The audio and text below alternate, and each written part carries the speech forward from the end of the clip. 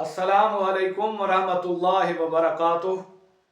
اردو زبان و ادب سے وابستہ طلباء، میں ڈاکٹر سعید عاصم آپ سے مخاطب ہوں۔ آج کی مختصر ویڈیو کا موضوع ہے حروف شمسی اور حروف قمری۔ عربی قواعد کے مطابق وہ حروف جن سے پہلے الف لام آئے اور لام نہ پڑھا جائے حروف شمسی کہلاتے ہیں۔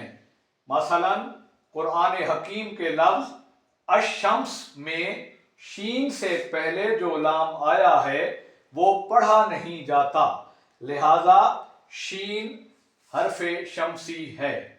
اس اصول کے برعکس جن حروف سے پہلے الف لام آئے اور لام پڑھا بھی جائے انہیں حروف قمری کہا جاتا ہے۔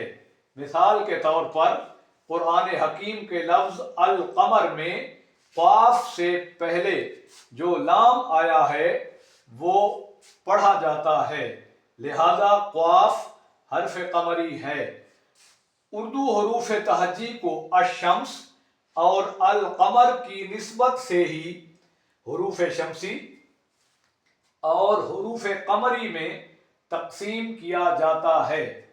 ان دونوں اقسام کے حروف کی تعداد 14 ہے۔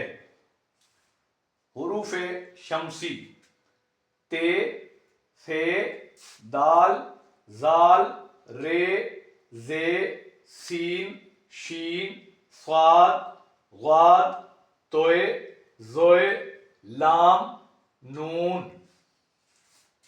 حروف قمری: الف، ب، جیم، ہ، خ، عین، غین، ف، قاف، کاف، میم، واو، ہ، ی۔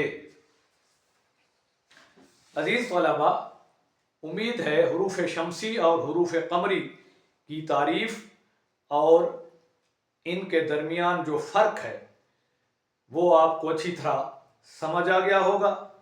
میرا چینل سبسکرائب کر دیجئے، اور اگر آج کی ویڈیو آپ کو پسند آئی ہے تو اس کے نیچے جو بیل آئیکن کا بٹن ہے وہ بھی دبا دیجئے، اور اس ویڈیو کو لائک کر کے اپنے دوستوں یا کلاس فیلوز کی طرف شیئر بھی کر دیجئے تاکہ وہ بھی آپ کی طرح اس علمی ویڈیو سے استفادہ کر سکیں۔